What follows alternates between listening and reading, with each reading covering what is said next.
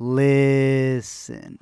We're in the era where every streaming service is eyeing at your wallet. They know you're not going anywhere right now, so Amazon's looking to become a film festival. HBO's giving out their lineup, and Netflix is out there making socks that auto-pauses your shows so you don't miss any product placement in Stranger Things. And yet, a new one has premiered called Quibi, which is short for Quick Bites, and it's all meant to be watched on your phone in 10 minutes or less. And while ads are supposed to answer the question of what it is, they just hire celebrities to say what it do.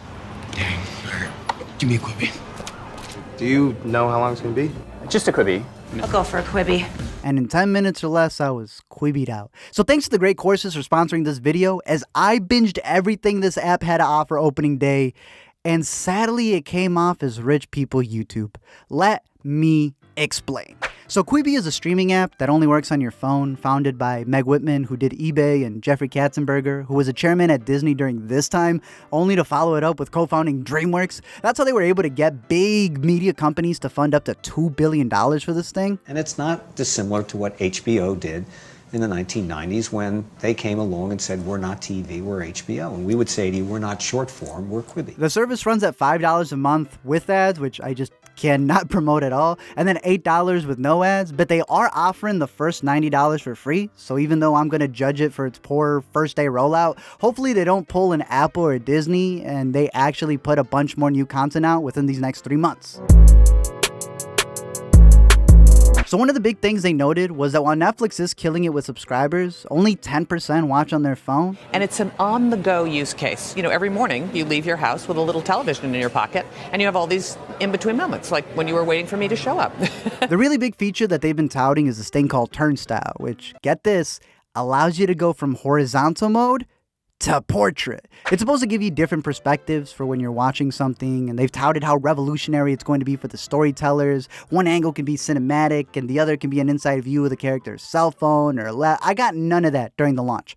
Pretty much all it did for me was it zooms in on the video that's already been shot. You know, some of the reality or news shows did re-edit the graphics for when it went vertical, something that Snapchat already does, but you're actually missing a lot of what's going on if you're not horizontal and you're watching one of the narratives. I would have characters just appear since we never got the wide to establish that they were getting closer. So in my opinion, it's a little messy right now. On top of that, they said they created a playbook that they have in order to keep this turnstile fluid between filmmakers. That said, the people who designed the playbook is the director of The Bourne Identity and the director of Twilight. So hopefully it doesn't come off feeling too repetitive. And they win their lawsuit. One of the big things I will give Quibi is that its rollout was shuttered due to unforeseen circumstances. So the mobile app that's meant to be viewed on the go can't really move. It's like Pokemon Go indoors. They've switched from a lot of their live TV events, which were going to correspond with March Madness and a lot of the other sports, to a more social media-like approach. And that's the big thing here. This does feel like a streaming platform where they can charge you, but then they also want it to be another social media account that people or businesses are supposed to have. So I hope you'll come back on and share that with us. We can't wait to see what the CNBC version is on new TV. The problem here is that none of these other social media accounts charge you a monthly fee. Again, it's pretty much Snapchat with a big push that they're not repackaging what we see, except how are you not going to repackage the news? Like, it's the news. Are you going to deliver it in a different... So here's the thing. Their content is meant to be split into 3 parts. There's movies and chapters, which will be 2-hour movies broken down into 10-minute segments, which again is probably just a show or how some of us have already seen movies. They will also have unscripted series and docs, and this thing called Daily Essentials, which, what a word to use right now, but it really is just Snapchat with news and random coverage. But you have to pay the $5 while you watch ads. Katzenberg has said that he expects out of the 50 shows to premiere in the first 2 weeks, 8 out of 10 will go viral. In terms of movies, there is the ability to make a 2-hour feature now feel prolonged and, you know, have it be a daily experience. But then I realized that that also means that they're cutting up a movie into 12 parts so that they can fill it up with ads. The Most Dangerous Game stars one of the Hemsworths being hunted like the short story it's based on. But honestly, it feels like one of those dollar store books come to life. If you've never heard this story and you want a version that teases you with every ending, then sure. Survive stars Corey Hawkins and Sophie Turner as a woman with suicidal tendencies who ends up in a plane crash and now has to survive. It's like 13 Reasons Why meets that Idris Elba movie nobody saw. so it wasn't for me. Nikki Fre is Nicole Richie trying to be a trap icon, so I got Flipped instead, which stars Will Forte and Caitlin Olsen in a goofy series about flipping houses that gets them involved with the drug cartel. When the Streetlight Goes On is actually pretty decent. It's my favorite one out of all of the movie shows. It takes place in a small town where a double homicide has occurred, and it's probably the only movie show I want to come back to and finish watching, but hopefully it doesn't blue ball us and it delivers. In terms of shows, Crissy's Skrrt is like if you took a disease and formulated into short form content. I get you like Judge Judy, but I swore that if they fabricated a way to get John Legend to appear, just to somehow create a series of unfortunate events that would lead him to randomly belting out a song so everyone can Thank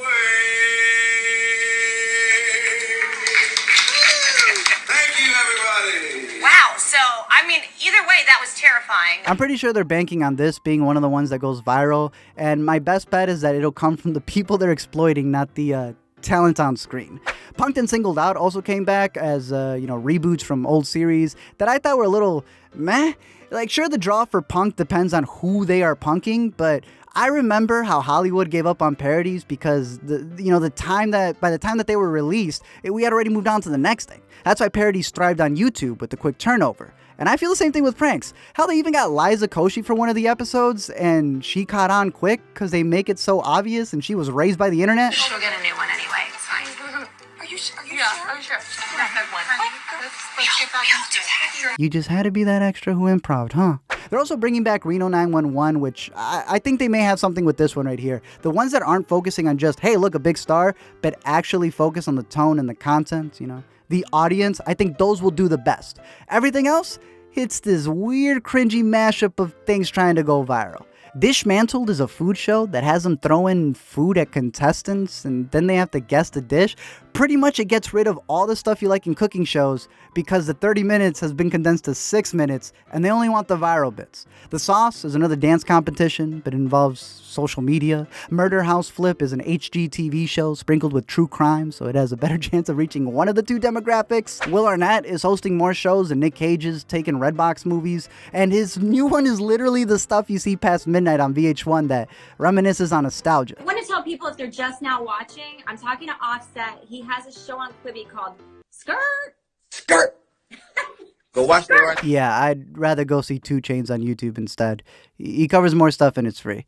All this stuff feels like a gas station video. It's not to say that they don't have some good ones, right? I'm not a fan of how they promote You Ain't Got These, but it is a cool shoe show. Prodigy are little excerpts on young athletes, and music focuses on the people or technical aspects surrounding world touring artists, like, the guy who makes the lights, the guy who helps J Balvin breathe. And while the production is great, I love what they cover. I'm not gonna lie, I wish they were longer, because right now I can get this on Snapchat. Again for free. That said, I then stumbled upon the J-Lo show where rich celebrities give regular working folk money and then tell them to split it, for content. What in the God's Quibi's big focus is on essentials, pretty much uploading daily in order to fill out a catalog of old news, so I'm not really sure that you consider that content, just like you don't consider steroids muscle. Is it convenient to have it all in one place? It's kind of like Twitter moments, but all video, all bite-size. I'd say sure, but if you're going to charge money, we kind of need to have a connection with the host. All they're really banking on is star power, and if you've heard me talk about the age of the internet, the age of TikTok, Hollywood has not realized that they are not better by default. I think that it's apparent here, especially when you notice that all of these shows, all of these things that they're doing are things YouTubers have already done, but for free. But this is Quibi, and it's, quote, higher quality with talent. That's right. John! Seeing all the celebrity ads, which are very reminiscent of the Apple Music ads from that launch, makes me believe that there are some lucrative deals, and I'm always for creators owning their own content, but I don't want them to lure people in with celebrities, only to then lock in other rising talent into the platform. It's early, but this does have the potential for video creators, and it has the potential to be something great if they don't drop the ball. Obviously, it connected with Spielberg, who went at streaming, only to then work exclusively for Quibi with a thing that can only be played after dark. Anton Fuqua has a thriller with Stefan James coming out. Guillermo's working on stuff. Zac Efron is supposed to die. Overall, they're planning on uploading 3 hours of new content each day, 2 new series each Monday. I have no idea what they're going to be, whether they're going to be good, when the rest of these will ever get confirmed dates on when they'll be released. But with all the money and star power, and with all the people going nowhere for the next couple of months, they need to go all out if they want to stay here for years to come, or else they're going to be gone in a Quibi or less. We've lived through the era of movies, and then we've been doing that for 110 years. We've had TV. 5 years from now, my dream come true is we come back here and we will watch Quibis, which we watch on our cell phones, and we watch them in bite sizes of 5 to 10 minutes on the go. And Quibi is to short form what Kleenex is to tissue or Google is to search. That's the dream. Well, considering YouTube's free, I'm gonna stick to that. Thank you guys for checking out this video. I'm always curious to know your thoughts about this and this platform, which one stood out to you. But seeing as Quibi has had to change things because of all the advertising money they had, I'm really grateful for our sponsor, The Great Courses. Definitely go check them out. If you've binged everything that there is off of your family accounts this past month, then Great Courses has 11,000 videos from experts, professionals in their field, giving you great courses on things such as cooking for those who are still making instant ramen, travel for those at home, knitting for everyone who's devoured their quarantine snacks and needs new clothes. But I've personally been taking piano lessons with Miss Pamela Pike. She doesn't rush me. There's no homework, no Zoom meetings. And unlike Quibi, you can actually stream the Great Courses from your phone and TV, laptop, heck, Nintendo Switch. Because if there's one thing we've learned during these times, it's that learning doesn't stop once you're out of school. We live in the age of the internet when we have an entire world of knowledge at our fingertips, and instead we watch the goofiest stuff.